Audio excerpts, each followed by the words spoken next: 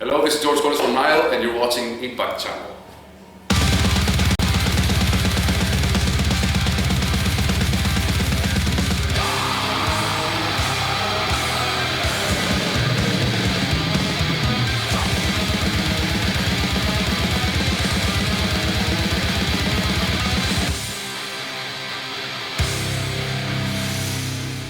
Greetings everyone, our guest today is Georgios Kollias from Nile.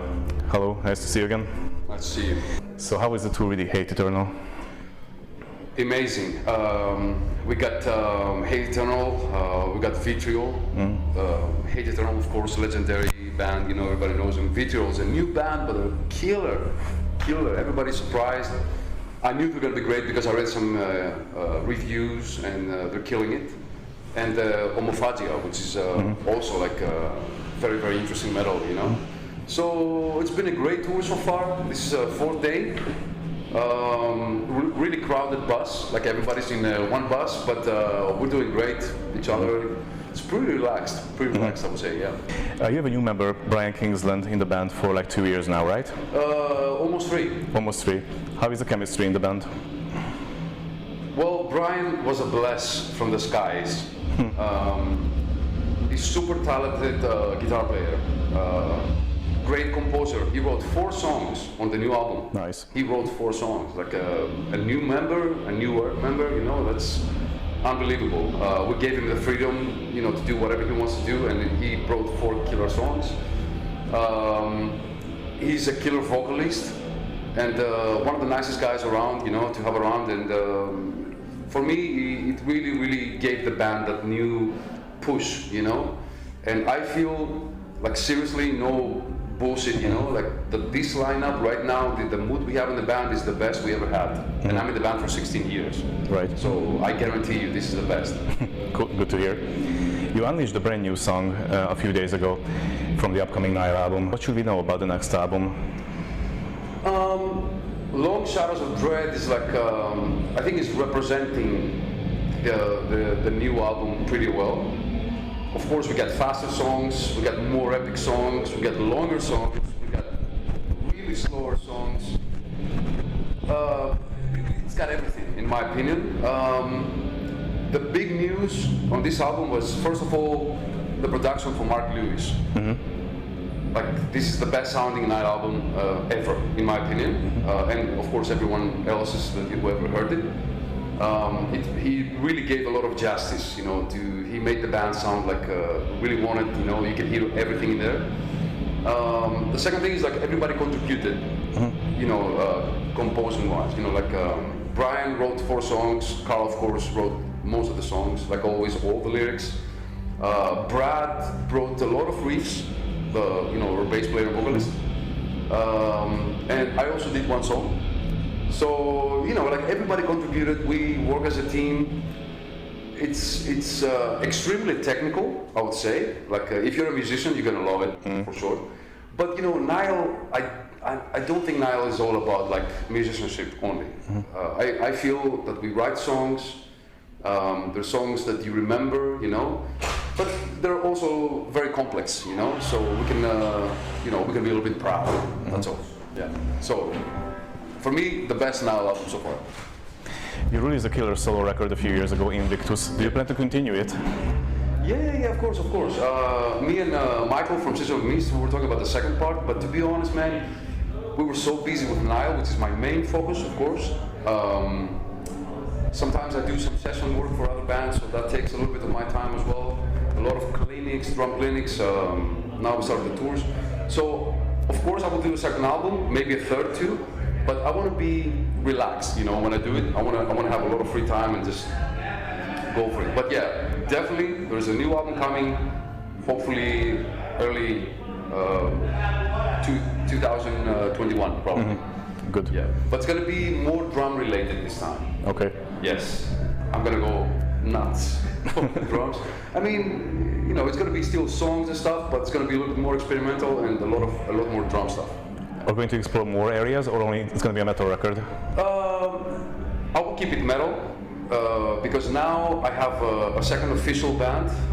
The name is Royal Time Machine, and it's a progressive fusion trio. So, you know, everything new I want to explore, I do it with these guys now. So I don't need it to do on my solo album. So I'm going to focus on metal, fast drumming, you know, complex drumming. That's it. You became one of the most influential extreme metal drummers nowadays. Yeah. How do you feel about when the younger generation of drummers approach you with, for advices? Yeah, it happens a lot, and I feel very honored, you know, for that. The thing is, like, this style of music, first of all, I don't feel I'm only a metal drummer. I feel I'm a drummer in general. And I try to explore new things and, you know, just improve as a drummer in general. Now, the extreme drumming takes a lot of hard work. That's it. So I always try to explain it that you gotta, you know, do the miles, spend the time, get sweat. It's not an easy thing. Right now, all my muscles hurt, and it's the fourth day of the tour. You know, you gotta push. You know, that's it. Speed-wise, everybody's like, "What's the secret about speed?" I'm like, "Well, sit down, play as fast as you can, every day. You gotta get faster. That's it." But I think most of the drummers, they wait for the magic pill. You take it and you're like, you know, like to the professional level. So yeah, my first opinion is like open your ears to different styles of music. Listen to everything, try to play everything as much as possible, of course. And when it comes to metal, just do the miles, get sweat, push it, and you'll get there. And we have a lot of great drummers coming up, you know, great drummers. And how do you integrate these non-metal influences in Nile's music? Oh, a lot. I did a lot. I put a lot of different influences. For example, there was one thing that bothered me about comments, you know, on social media, you know, YouTube and stuff. People always were like, "Yeah, George is great, blah blah blah, super fast, but he's very like one-dimensional," you know. Okay. Now the thing is, like, not many people will understand that if you play for Nile and you play the old songs, you have to deliver the songs the way they were. So yes, the feels are what it is. I love them. Some people will find them a little bit boring, you know. Then the band has a specific style. You can't really play jazz on a Nile song. So in a way, you will be one-dimensional, you know, either if you want or not. So for this album, we worked a lot on the feels. Me and Carl. Carl has great ideas about the feels or general stuff, and I brought a lot of gospel chops, gospel feels, you know, like stuff that you don't really listen to metal nowadays, and it blended pretty well. The only problem is now the songs are way more tough.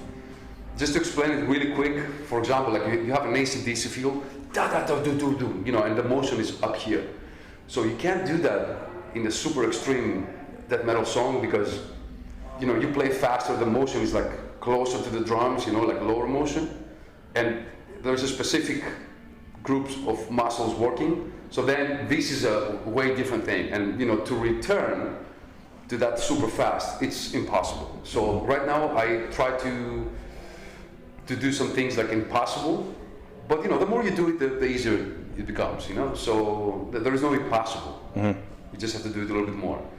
So yeah, the feels was one thing that we focus a lot, you know, like composing like more musical feels, more complex feels, and taken from like gospel drummers and stuff, which I really admire, and I get inspired a lot. Talking about drums and different techniques, what do you think about electro music or tribal music, for example? Dude, I like everything. I like everything. Everything that's good, it inspires me. You know Gerko Borlai? Hungarian drummer, Gerko Borlai. One of my closest friends, legendary drummer, legendary, scary man. Every time I see him, you know, like up close, I'm like, how the fuck does he do it, man? You know, he's one of these drummers that nobody can touch. Big influence, big influence. So, you know, whatever, Gerko plays like multi-styles, you know, like multi-styler drummer, you know, whatever he does, it's just perfect. So, that's what I'm looking for. I'm like, I want to do what he does as much as I can, of course, you know. And yeah, listen to everything good, put it in my music. If it works, yeah. Or our percussion. There's a lot of tribe stuff with our percussion, which is actually played. We played all the percussion. It's MIDI stuff, but played on a keyboard. So it has this human feel. It's not like on the grid perfect, you know. It gives you that swing, you know. So yeah, everything good. I like. What makes a drummer a good drummer, in your opinion? There are many things. First of all, if you really think our job as a drummer, what's our job? To keep the time. So if you can play super fast, like 280 BPM and double bass and all this stuff, and you don't have a good time, you're a bad drummer. So you need to work on your time as much as possible. This is number one. Number two is try to listen to the music and listen to the band, like what the song asks for, you know. And then of course get taste. How you will get taste? By listening to other, you know, drummers, like what Georgios does, what Nilotic Rites does, what Kollias does, you know, and get ideas how they approach a specific feel or a style of music, and you start from there. But yeah, many things. Do you still teach drums at the Modern Music School? I'm on Modern Music School and Lab Music Education, which is from Greece, big school chain. But I'm not officially teaching there. I do like mostly like specific programs, like the professional program they have, you know. Not because I don't want to, because I don't have time. So I used to be there for years in both schools, but now I do a little bit less. Yeah. And what are the most common mistakes that the beginner drummers make? What are the most essential advices that you give to the beginners? The biggest mistake I see, and actually defines your level, is the feels. So somebody plays like, for example, like a rock band. 60 notes all over the place, you know. The more simple you get sometimes, the way more musical it's gonna sound. And not necessarily easier, because I can play a feel and you're like, what was that? But it's gonna be like 3 notes or something. So I think that's the most common thing that defines your level, the feels, and the time, of course. So I say one big advice from me to everybody is like, and usually when I say that, people laugh. Play pop music. Like I do. Sometimes I go on YouTube. I put like pop songs and whatever YouTube brings me, you know, I just go for it. You know, I don't like 99.99% of that, but I force myself to play some pop music because it's all about the time and stay, you know, do your job. That's it. Do your job. Don't be fancy. Nobody wants to listen to the drummer. They want good time and want the singers, you know, to steal the show. So yeah, sometimes do your job is beautiful. In our style, yeah, you can go a little bit more fancy, but pop music is it's a must. So it's like going back to the basics with pop music. Which is not necessarily basics. For example, let me give you an example. Okay, let's say one artist, Italian artist, Eros Ramazzotti. You know him, right? Yeah. Okay. Eros always had amazing drummers. Amazing drummers. Filippo Laiuta played on one of his albums or two. I don't know. Eric Moore is there now, like a great drummer. So you play for Eros. Usually, if you play for Eros, you play in a stadium. You have 100,000 people. And your job is, okay, it might be more simple than playing for Nile, but dude, there is no possibility of mistakes. So you go there, you play with the best musicians on the same stage, and you're like, okay, I can't make a mistake. And you do your job, and everybody expects you to be a drum machine. For me, this is a big challenge. It's not easy. It's not easy. Because if I do a mistake today, we're like, yeah, it's difficult music, yeah, it happens. Not there. Okay. Yeah. And how do you warm up before the shows? Oh, that's great. Because on this tour, I have I have a jazz kit, which actually this is the first day we didn't brought it backstage because the bus is parked like really far away. So I didn't want the crew to carry it, but they do a great job. They help me. It's a 4-piece kick drum, 10-inch tom, 13 floor tom, 13 snare, and I got 3 cymbals. But it's all with Evans mesh heads, which they don't make noise. And I have the Sabian quiet tone cymbals, which also they like 80% lower volume than a regular cymbal, but they're normal cymbals. And I got this amazing Midtown drum set from Pearl, which they send me, and it's beautiful. So what I do for the first 3 shows is, you know, set up my little kit backstage and spend like 5-6 hours. I just play. So no need to warm up actually, because I'm warm up all day. Today I have my Evans pad, so I'm going to stay with the pad backstage because, like I said, the tour bus is really far away. You need about 20 minutes, 30 minutes, you know, mostly in my hands. My feet, I don't really warm up, to be honest. Even on my jazz kit, I have a single pedal. But you know, after a couple of songs, you're at 100%. Have you seen the movie Whiplash, by the way? Yes. What do you think about it as a drummer? It's a good movie as a drummer. Yeah. It's a little bit. I like the movie, but yeah, like somebody like playing swing and bleeding. You know, swing should be relaxed. You know, like I can swing like for 5 hours and no callus, no nothing. You know. So imagine, you know, if there was an extreme drummer there. Again, you know, pushing. That's a reason to bleed for sure. Are you interested in the Greek mythology? A lot. I did, of course, I did in school. Like this is something like we were always into it. My brother's name is Hercules too, you know. So it's everywhere in Greece, and of course, you know, I love it. Yeah. And do you plan to dedicate a full album to this subject, maybe? With a band name, Nile, I don't think so. I think Carl has elements because, you know, he's responsible for the lyrics all the time. So he's got a few elements, but we need to stay focused in Egypt, right? And as a solo project? Not really. Okay. Not really. You know why? Because many bands did it. We have many Greek bands who actually took the whole concept, you know, mythology. Hades. Yes, of course.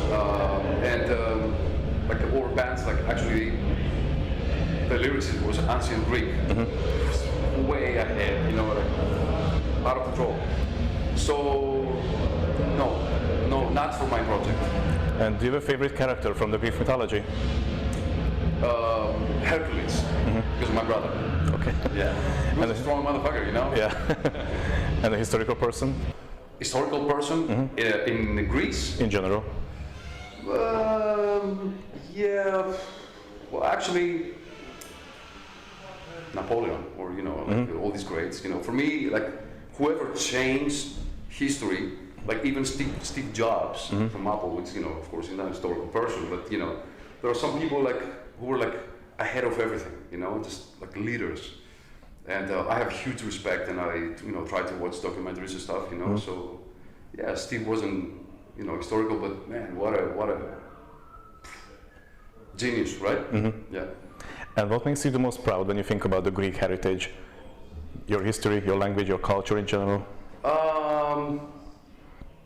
Yeah, I mean, you know, we basically give the lights to civilization, I guess. So we're very, very proud. I'm not very proud of how the country does the past years, and especially the past 30, 40 years. You know, there's a lot of, I don't know, we just, looks like we stay behind a little bit, you know, so I'm not proud for that, but definitely proud for, you know, what we did to the world, you know, with philosophy and everything. I just hope, you know, we're gonna do a little bit better in the future, you know. Although I try to stay away from politics, there is a big mess in my country, like many other countries, of course, you know. So let's hope, you know, for better days. As a travel musician, what do you think? What the world can learn from the Greek and vice versa? I think hospitality. Hospitality, okay. Hospitality is killer. It's killer. Yeah, I mean, if you ever visit Greece, you will meet some amazing people. Seriously, not because I'm Greek. You know? I'm planning to. Yes, you should. You should. Especially our islands are like amazing. If you go for holidays, you're gonna be blown away. So I think, in general, like you'll find a lot of hospitality and really nice people inside. You know. Yeah. Please name your 5 favorite albums of all time. Oh, that's really hard. Sound of Perseverance from Death, Authors of Madness, Morbid Angel. What else? Power Slave from Iron Maiden, and Justice for All from Metallica. That was actually the main, you know, drumming spark for me. You know. What's the 5th? There are so many. That's a very difficult question, you know. I would say anything from Frank Zappa to anything. That's another genius guy right there, Frank Zappa. So much respect. Oh my God, what a super smart, and I think he changed all the music, and of course he breathed some of the best musicians in the world. Stevie Vai, you know, all these guys. So yeah, Zappa. What's the meaning of life? The meaning of life, I think family. Family on everything. Like for me, not because I became a parent like 4 years ago, but I see this, you know, in my family. I lost my father recently, so. Sorry to hear that. Yeah, thank you. That's where you're like, fuck, you know, I wish I could get the time a little bit back and spend more time with him. The band, you know, with the band, when the band is like a family and really a strong team, you know, nothing can beat that, you know. So I would say family and be nice in general. Any last words to your fans? A message? Come to our shows, let's have fun. I think we have a very special show and I think you're going to enjoy it. So can't wait to see you there. Thank you very much for the interview. Thank you very much.